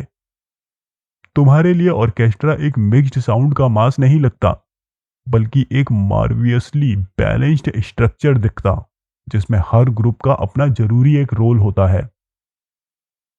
तुम इंस्ट्रूमेंट्स को पहचान पाते और उनके अलग अलग साउंड्स सुन पाते। तुम समझते कि एक फ्रेंच हॉर्न और इंग्लिश हॉर्न में कितना फर्क है और क्यों हॉट बॉय बजाने वाले को फिडलर से ज्यादा पैसे मिलते हैं जबकि फिडल बजाना ज्यादा मुश्किल है। तुम प्रोमनेड कॉन्सर्ट में जीते, जबकि पहले तुम बस वहां बैठे एक छोटे बच्चे की तरह ब्राइट ऑब्जेक्ट्स को देख रहे होते। इस तरह तुम म्यूजिक का एक सॉलिड नॉलेज बना सकते हो। तुम अपना इंटरेस्ट किसी स्पेसिफिक फॉर्म ऑफ म्यूजिक जैसे सिम्फनी या किसी एक कंपोजर के काम पर डाल सकते हो। एक साल के 48 हफ्ते, हर हफ्ते 3 शामें निकाल कर प्रोग्राम्स और कॉन्सर्ट्स को अपने नॉलेज के साथ स्टडी करके तुम म्यूजिक के बारे में काफी कुछ जान जाओगे, चाहे तुम अब भी द मेडन्स प्रेयर बजाने से दूर ही क्यों ना हो। लेकिन मुझे म्यूजिक पसंद नहीं है, तुम कहते हो। मेरे दोस्त, मैं तुम्हारी रिस्पेक्ट करता हूं। जो म्यूजिक पर लागू होता है वही दूसरी आर्ट्स पर भी होता है। मैं मिस्टर क्लैरमोंट विट की how to look at pictures या मिस्टर रसल स्टर्गिस की हाउ टू जज आर्किटेक्चर को सजेस्ट कर सकता हूं, जो लंदन में आर्ट्स को समझने के लिए शुरुआत करने का एक अच्छा तरीका हो सकता है। तुम्हें आर्ट्स से भी नफरत है? तुम कहते हो। मेरे दोस्त, मेरी रिस्पेक्ट और बढ़ गई है। मैं तुम्हारे केस को पहले डील करूंगा, लिटरेचर पर आने से पहले। Chapter 10, nothing in life is हमड्रम। Art एक बड़ी चीज है, लेकिन यह सबसे बड़ी नहीं है। सबसे जरूरी बात है कॉज और अफेक्ट, यानी कारण और प्रभाव को लगातार समझना। सिंपल शब्दों में बोले तो दुनिया के कॉन्टिन्यूस डेवलपमेंट को समझना, या फिर इवोल्यूशन के प्रोसेस को समझना। जब यह सच तुम्हारे दिमाग में अच्छे से सेट हो जाता है कि कोई चीज बिना कारण के नहीं होती, तो तुम्हारा दिमाग ही नहीं, दिल भी बड़ा हो जाता है। जैसे अगर तुम्हारी गाड़ी चोरी हो जाए तो ये मुश्किल होता है, लेकिन तुम सोचोगे कि गाड़ी चोर बनने के पीछे हेरिडिटी और एनवायरनमेंट जैसे कारण होते हैं, जो जितने इंटरेस्टिंग है उतने ही साइंटिफिकली समझने लायक। फिर तुम एक नई गाड़ी खरीदोगे, शायद खुशी से नहीं, लेकिन एक ऐसी सोच के साथ जो तुम्हें कड़वाहट महसूस नहीं होने देगी। कॉज और अफेक्ट की स्टडी करने से तुम उस अजीब हैबिट से छुटकारा पा लेते हो जिसमें लोग जिंदगी की अजीब बातों से हमेशा शॉक्ड या परेशान रहते हैं। ऐसे लोग ह्यूमन नेचर में वैसे जीते हैं जैसे कोई एलियन कंट्री में रहता है, जहां सब कुछ अजीब लगता है। लेकिन जब एक इंसान मैच्योरिटी तक पहुंचता है, तो उसे स्ट्रेंज जगह में एक स्ट्रेंजर की तरह महसूस नहीं करना चाहिए। कॉज और इफेक्ट की स्टडी लाइफ के पेनफुल एस्पेक्ट्स को कम करती है, लेकिन उसकी पिक्चरनेस को बढ़ाता है। जो आदमी इवोल्यूशन को सिर्फ एक नाम समझता है, उसके लिए समुंदर एक ग्रैंड और बोरिंग सीन है, जिसे वो अगस्त में 3 रुपए में देखने जाता है। लेकिन जो आदमी डेवलपमेंट और कॉज और अफेक्ट को समझता है, वो समुंदर को एक ऐसे एलिमेंट के रूप में देखता है जो कल जियोलॉजी के हिसाब से भाप था, आज उबल रहा था और कल बर्फ बनेगा। वो ये समझता है कि लिक्विड बस सॉलिड बनने के रास्ते में है, और इस समझ से उसे जिंदगी की बढ़िया और चेंजफुल पिक्चरनेस का एहसास होता है। कुछ भी इस एहसास से ज्यादा सुकून देने वाला नहीं है। साइंस का एंड गोल यही है। कॉज और इफेक्ट हर जगह होते हैं। शेफर्ड बुश में किराए बढ़ गए। ये दुख और शौक की बात थी कि वहां किराए इतने बढ़ गए। लेकिन हम सब किसी न किसी लेवल पर कॉज और इफेक्ट को समझते हैं, और वहां लियोन्स रेस्टोरेंट में लंच करते वक्त हर क्लर्क ने इजीली समझ लिया कि पहले के 2 पैसे की ट्यूब ने शेफर्ड बुश में झुग्गियों के डिमांड को बढ़ा दिया, और एक्सेसिव डिमांड ने झुग्गियों के किराए को बढ़ा दिया। सिंपल, तुम कहते हो, निंदा भरे अंदाज में। पूरी दुनिया का कॉम्प्लेक्स मूवमेंट इतना ही सिंपल है जब तुम अच्छी तरह से चीजें समझते हो। और मेरे प्यारे भाई, हो सकता है तुम एक एस्टेट एजेंट के क्लर्क हो और तुम्हें आर्ट्स से नफरत हो, और तुम अपनी अमर आत्मा को समर्पित करना चाहते हो, लेकिन तुम अपने काम में इंटरेस्ट नहीं ले पाते क्योंकि वो तुम्हें बोरिंग लगता है। कुछ भी बोरिंग नहीं होता। जिंदगी की जबरदस्त और बदलते रंग बिरंगी तस्वीर एस्टेट एजेंट के ऑफिस में भी दिखती है। क्या ऑक्सफोर्ड स्ट्रीट में ट्रैफिक का जाम था? इस जाम से बचने के लिए लोग नीचे के रास्ते से सफर करने लगे, और इसके नतीजे में शेफर्ड्स बुश में किराए बढ़ गए। और तुम कहते हो कि यह तस्वीर अच्छी नहीं है। सोचो, अगर तुम इस सोच के साथ हर दूसरे शाम 1 घंटे के लिए लंदन की प्रॉपर्टी को स्टडी करते, क्या ये तुम्हारे काम को इंटरेस्टिंग नहीं बना देगा और तुम्हारी जिंदगी को बदल नहीं देगा? तुम और मुश्किल समस्याओं तक पहुंचोगे, और तुम हमें बता सकोगे कि कैसे कॉज और अफेक्ट के नेचुरल रिजल्ट के रूप में लंदन की सबसे लंबी सीधी गली सिर्फ 1 यार्ड और आधी लंबी है, जबकि पेरिस की सबसे लंबी सीधी गली माइल्स तक चलती है। मुझे लगता है तुम मानोगे कि एक एस्टेट एजेंट के क्लर्क के एग्जाम्पल से मैंने अपने थ्योरीज को फेवर करने वाला एग्जाम्पल नहीं दिया है। तुम एक बैंक क्लर्क हो और तुमने वो ब्रीदलेस रोमांस जो एक साइंटिफिक स्टडी के रूप में छुपी है, वॉल्टर बैगहॉट की लॉम्बार्ड स्ट्रीट नहीं पढ़ी। ओह मेरे प्यारे भाई, अगर तुमने इसे शुरू किया होता और इसे हर दूसरी शाम 90 मिनट के लिए फॉलो किया होता तो तुम्हारा काम कितना इंटरेस्टिंग लगता तुम्हें, और तुम इंसानी नेचर को कितना ज्यादा क्लियरली समझ पाते। तुम शहर में फंसे हुए हो, लेकिन तुम्हें गांव की सैर और वाइल्ड लाइफ को ऑब्जर्व करना पसंद है। ये निश्चित रूप से दिल को बड़ा करने वाला शौक है। तुम अपने घर से रात को स्लीपर्स में निकलकर पहले गैस लैंप के पास बटरफ्लाई नेट लेके क्यों नहीं जाते और वहां मौजूद कॉमन और रेयर पोटैंगो को ऑब्जर्वेशन करते जो उस लैंप के आसपास घूम रहे होते हैं। तुम अपनी इस नॉलेज को इकट्ठा करके एक स्ट्रक्चर बना सकते हो और एंड में किसी एक चीज के बारे में कुछ जानकारी हासिल कर सकते हो। तुम्हें आर्ट्स या लिटरेचर से प्यार करने की जरूरत नहीं है पूरी तरह जीने के लिए। तुम्हारे रोज के सीन्स और आदतों का पूरा मैदान इसका क्यूरियस जवाब देने के इंतजार में है, जिससे तुम्हें जिंदगी का असली मतलब समझ आए और तुम्हारा दिल एक समझदार दिल बन जाए। मैंने वादा किया था कि मैं तुम्हारे केस से डील करूंगा, वो आदमी जो आर्ट और लिटरेचर से नफरत करता है, और मैंने तुम्हारे केस को डील कर लिया है। अब मैं उस इंसान के केस पर आता हूं जो खुशकिस्मती से बहुत आम है और जिसे रीडिंग का शौक है। Chapter 11, serious reading. Novels serious reading के लिए एक्सक्लूड किए गए हैं, इसलिए अगर कोई बंदा अपनी सेल्फ इंप्रूवमेंट के लिए हफ्ते में 3 बार 90 मिनट्स चार्ल्स डिकन्स के काम को पूरी तरह से पढ़ने का प्लान बना रहा है तो उसे अपने प्लान्स बदलने चाहिए। इसका रीजन ये नहीं है कि नॉवेल्स सीरियस नहीं होते। दुनिया के कुछ सबसे बढ़िया लिटरेचर प्रोज फिक्शन के फॉर्म में है, बल्कि मतलब ये है कि बुरी नॉवेल्स नहीं पढ़नी चाहिए, और अच्छी नॉवेल्स कभी भी रीडर से ज्यादा मेंटल एफर्ट की डिमांड नहीं करती। सिर्फ मेरेडिथ के बुरे पार्ट्स ही मुश्किल होते हैं। एक अच्छी नॉवल तुम्हें आगे बढ़ने पर मजबूर करती है, जैसे एक कश्ती लहरों के साथ चलती है और तुम एंड तक पहुंच जाते हो। हो सकता है थोड़ा सांस चढ़ा हो, लेकिन थके नहीं होते। बेस्ट नॉवेल्स कम स्ट्रेन देते हैं। अब माइंड को डेवलप करने में एक इंपॉर्टेंट फैक्टर होता है वो फीलिंग जो एक डिफिकल्ट टास्क को पूरा करने की होती है, जिसमें एक पार्ट तुम्हें अचीव करना चाहता है और दूसरा पार्ट अवॉइड करना चाहता है। और ये फीलिंग एक नॉवल पढ़ने से नहीं मिलती। तुम्हें अन्ना करेनिना पढ़ते वक्त अपने दांत नहीं कसने पड़ते, इसलिए नॉवेल्स पढ़ो, लेकिन उन 90 मिनट्स में नहीं। इमेजिनेटिव पोएट्री नॉवेल्स के कंपैरिजन में ज्यादा मेंटल स्ट्रेन देती है। शायद ये सबसे ज्यादा डिफिकल्ट फॉर्म ऑफ लिटरेचर है। ये लिटरेचर की हाईएस्ट फॉर्म है। ये सबसे बढ़िया प्लेजर देती है और सबसे अच्छी विजडम सिखाती है। एक शब्द में कहूं तो इसका कोई कंपैरिजन नहीं है।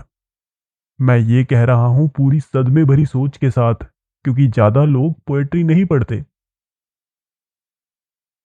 मुझे यकीन है कि कई अच्छे लोग अगर उनके सामने पैराडाइज लॉस्ट पढ़ने और दोपहर के वक्त ट्रफल्गर स्क्वायर के चक्कर लगाने, वो भी फटे कपड़े पहन के, घुटनों पे चलने का ऑप्शन दिया जाए, तो वो पब्लिक में खुद का मजाक बनाने वाले ऑप्शन को चुनेंगे। फिर भी मैं अपने दोस्तों और दुश्मनों को हमेशा पोएट्री पढ़ने की सलाह देता रहूंगा। सबसे पहले पोएट्री पढ़नी चाहिए। अगर पोएट्री तुम्हारे लिए एक बंद किताब है तो शुरुआत हैजलिट के मशहूर एस्से पोएट्री इन जनरल को पढ़कर करो।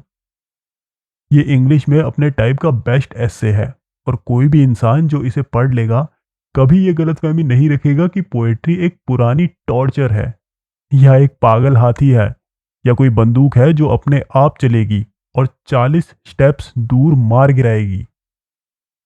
सच में ये सोचना मुश्किल है कि किसी इंसान का हैजलिट का एस्से पढ़ने के बाद अपने अगले मील के पहले पोएट्री पढ़ने का मन नहीं करेगा। अगर ये ऐसे तुम्हें इंस्पायर करे तो मैं सजेस्ट करूंगा कि तुम सिंपल नरेटिव पोएट्री से शुरुआत करो। एक इनफाइनाइट अच्छी नॉवल है जो एक औरत ने लिखी थी, जो जॉर्ज एलियट, ब्रॉन्टेस या फिर जेन ऑस्टन के कामों से भी बेहतर है, और शायद तुमने नहीं पढ़ी है। इसका टाइटल ऑरोरा लीग है और इसकी राइटर बी ब्राउनिंग है। ये वर्ड्स में लिखी गई है और इसमें काफ़ी जीन्यू पोएट्री भी है। फैसला करो कि ये किताब पूरा पढ़ोगे, चाहे तुम्हें इसके लिए मरना पड़े। भूल जाओ कि ये एक फाइन पोएट्री है, सिर्फ इसके स्टोरीज और सोशल आइडियाज़ के लिए पढ़ते जाओ। और जब तुम इसे कंप्लीट कर लो तो अपने आप से ऑनेस्टली पूछो कि क्या तुम अब भी पोएट्री से नफरत करते हो। मैं ऐसे लोगों को जानता हूं जिन्होंने ऑरोरा लीग पढ़ने के बाद ये प्रूव कर दिया कि उन्होंने जब सोचा था कि उन्हें पोएट्री से नफरत है तो वो बिल्कुल गलत थे। अगर हैजलित को पढ़ने के बाद और हैजलित के रोशनी में एक एक्सपेरिमेंट करने के बाद तुम्हें फाइनली ये यकीन हो जाए कि तुम्हारे अंदर कुछ ऐसा है जो पोएट्री से बिल्कुल अलग है, तो तुम्हें हिस्ट्री या फिलॉसफी से खुश रहना पड़ेगा। मुझे इस बात का अफसोस होगा, लेकिन मैं ज़्यादा उदास नहीं रहूंगा। द डिक्लाइन एंड फॉल का कंपैरिजन पैराडाइज लॉस्ट से नहीं किया जा सकता, लेकिन ये एक काफ़ी अच्छी चीज़ है। और हर्बर्ट स्पेंसर की फर्स्ट प्रिंसिपल्स तो पोएट्री के दावों पर हंसते हैं और सिर्फ अपने आप को सबसे बढ़िया इंसानी दिमाग की उत्पाद के रूप में एक्सेप्ट करने को कहते हैं।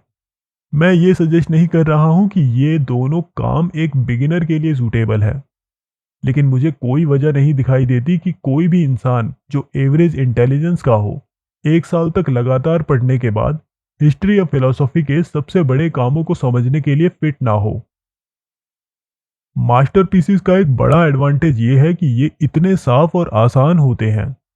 मैं किसी स्पेसिफिक काम का सजेशन नहीं देता हूँ शुरुआत के लिए, क्योंकि ये फिलहाल बेकार होगा। लेकिन मेरे पास दो जनरल सजेशंस हैं जो काफ़ी इंपॉर्टेंट है। पहला यह है कि तुम अपने एफर्ट्स का डायरेक्शन और स्कोप डिफाइन करो। एक लिमिटेड पीरियड, लिमिटेड सब्जेक्ट या फिर एक ऑथर को चुनो।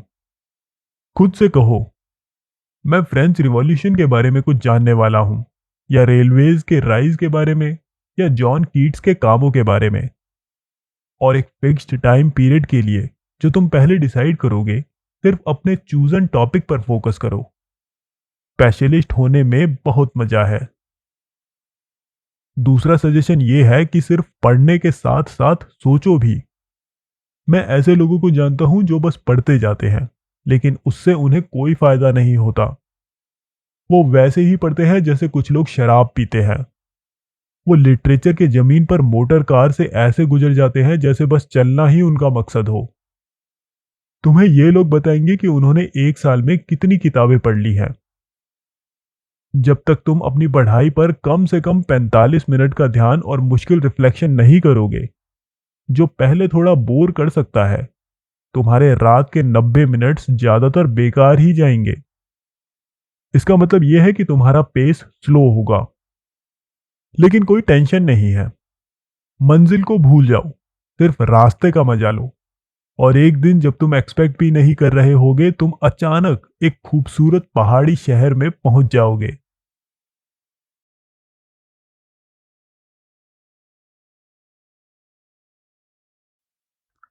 Chapter 12, dangers to avoid. मैं अपने इन हिंट्स को यहाँ खत्म करते हुए, जो शायद कभी कभी ज्यादा सीख देने वाले या थोड़े अचानक आए हुए लग सकते हैं, उन लोगों के लिए कुछ डेंजर्स का जिक्र जरूर करना चाहता हूँ जो सचमुच जिंदगी जीना चाहते हैं, जो सिर्फ जीने के लिए जीने से अलग है। पहला डेंजर यह है कि तुम एक ऐसे इंसान बनने का रिस्क ले रहे हो जो सबको सबसे ज्यादा इरिटेटिंग और नफरत वाले लगते हैं। एक प्रिग। प्रिग वो इंसान होता है जो अपने आप को सबसे ज्यादा समझदार समझने लगता है। प्रिग एक ऐसे शेख चिल्ली जैसा होता है जो अपने आप को बहुत इंपॉर्टेंट समझता है, लेकिन बिना समझे अपने साथ अपनी सेंस ऑफ ह्यूमर खो चुका होता है। प्रिग वो बोरिंग आदमी है जो एक नई चीज सीखने के बाद इतना इम्प्रेस्ड हो जाता है कि अगर दुनिया उस चीज से इम्प्रेस्ड ना हो तो वो बुरा मान जाता है। बिना सोचे समझे ब्रेक बन जाना बहुत आसान और खतरनाक बात है। इसलिए जब तुम अपने टाइम को पूरी तरह से इस्तेमाल करने के मिशन पर निकलते हो, तो ये याद रखना जरूरी है कि तुम्हें सिर्फ अपना टाइम मैनेज करना है, दूसरों का नहीं। जमीन तुम्हारे टाइम को बैलेंस करने से पहले भी ठीक चल रही थी, और तुम्हारे टाइम मैनेज करने के बाद भी ठीक चलेगी, चाहे तुम अपने नए रोल में कामयाब हो या ना हो। ज्यादा बात करना और दूसरों को ये समझना कि दुनिया अपना वक्त बर्बाद कर रही है और इस वजह से कभी जिंदगी ना जीने से बच के रहना जरूरी है। तुम्हें अपना खुद का ध्यान रखने में ही काफी काम होगा। एक और डेंजर यह है कि तुम अपने प्रोग्राम से गुलाम की तरह जुड़े रहो। तुम्हारा प्रोग्राम तुम्हें कंट्रोल नहीं करना चाहिए। उसकी रिस्पेक्ट करो, लेकिन उसे एक भगवान मत बना लो। एक डेली रूटीन एक धर्म नहीं है। ये बात ऑब्वियस लगती है, लेकिन मैं ऐसे लोगों को जानता हूं जिनकी जिंदगी उनके लिए एक बोझ बन गई है, और उनके परिवार और दोस्तों के लिए भी, सिर्फ इसलिए क्योंकि उन्होंने इस बात को समझा नहीं।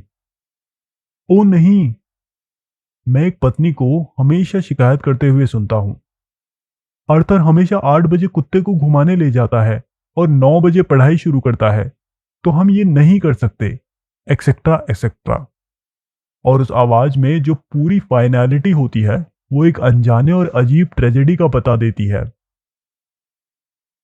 दूसरी तरफ एक प्रोग्राम तो प्रोग्राम ही होता है। अगर उसकी पूरी रिस्पेक्ट नहीं की गई तो वो सिर्फ एक मजाक बन के रह जाता है। प्रोग्राम को सही तरीके से रिस्पेक्ट करना, जिंदगी को थोड़ा फ्लेक्सिबल रखना, ये वैसा इंसान नहीं होता जैसा शुरू में लगता है। एक और डेंजर ये है कि तुम हर वक्त अपने अगले काम में इतने बिजी हो जाओ कि रश की पॉलिसी डेवलप कर लो। इस तरह तुम ऐसे जीने लगते हो जैसे किसी जेल में हो, और तुम्हारी जिंदगी तुम्हारी नहीं रहती। तुम 8 बजे कुत्ते को ले जाने के वक्त सिर्फ ये सोचते हो कि तुमने 9 बजे पढ़ाई शुरू करनी है, और तुम लेट नहीं हो सकते।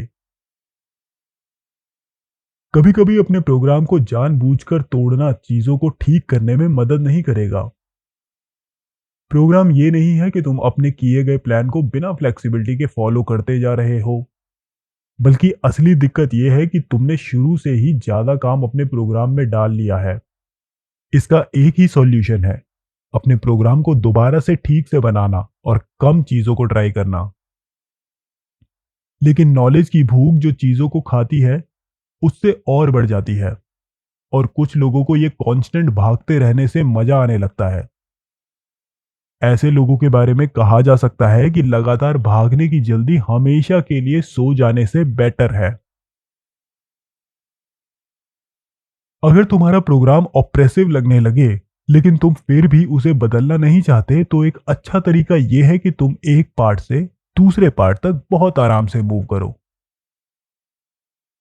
जैसे संत बेर्नार्ड को बांधने के बाद किताब खोलने से पहले 5 मिनट तक बिल्कुल शांत दिमाग से बैठो।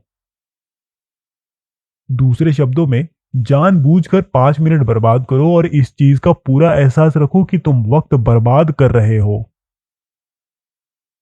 आखिरी और सबसे बड़ा डेंजर जिसके बारे में मैं बताना चाहता हूं, वो है काम की शुरुआत में फेलियर का रिस्क। इस बात पर मैं जोर देना चाहता हूं। शुरुआत में फेल हो जाना तुम्हारे नए जहन में आए जीने के जज्बे को मार सकता है। इसलिए हर तरह की सावधानी जरूरी है ताकि ये फेल ना हो। तुम्हें अपने ऊपर ज्यादा प्रेशर नहीं डालना चाहिए। शुरुआत में तुम्हारा पेस चाहे कितना भी स्लो हो, लेकिन वो रेगुलर जरूर होना चाहिए। और एक बार तुमने डिसाइड कर लिया कि तुम्हें कोई काम पूरा करना है, तो उसे हर हालात में पूरा करो, चाहे वो बोरिंग या इरिटेटिंग क्यों ना लगे। एक बोरिंग काम को कंप्लीट करने के बाद जो सेल्फ कॉन्फिडेंस मिलता है, वो बहुत बड़ा होता है। आखिर में, अपने इवनिंग आवर्स के लिए कौन से काम चुने, इसमें सिर्फ अपनी पसंद और नेचुरल इंक्लिनेशन को फॉलो करो।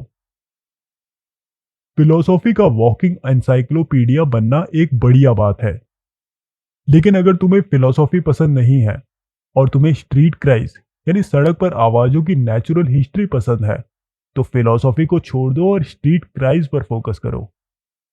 डियर लिसनर्स, हमारे साथ इस ऑडियो बुक में जुड़ने के लिए दिल से धन्यवाद। अगर इस बुक ने आपको टाइम मैनेज करने के बारे में कुछ सिखाया है, तो बस हाँ में सिर हिलाना काफी नहीं है। अपने सपनों को साकार करने के लिए अब वक्त आ गया है एक्शन लेने का। अगर आपको ये वीडियो पसंद आई हो तो इसे लाइक करना ना भूलें। अगर आप हमें कुछ सलाह देना चाहते हैं तो कमेंट में लिख सकते हैं। इस वैल्यूएबल नॉलेज को अपने दोस्तों और परिवार के साथ शेयर करके उनकी जिंदगी में भी बदलाव लाएं। और हाँ, हमारे चैनल को सब्सक्राइब जरूर करें, क्योंकि यहाँ आपको मिलेगा दुनिया के महान ऑथर्स का अनमोल ज्ञान। अगर आप और भी महान लोगों की ऑडियो बुक सुनना चाहते हैं तो हमारी बुक्स की प्लेलिस्ट सुन सकते हैं। लिंक डिस्क्रिप्शन में दिया गया है, जरूर देखें। फिर मिलेंगे एक और लाइफ चेंजिंग बुक के साथ। तब तक खुश रहिए, सीखते रहिए और याद रखिए, आप खुद ही अपने टाइम के मालिक हैं।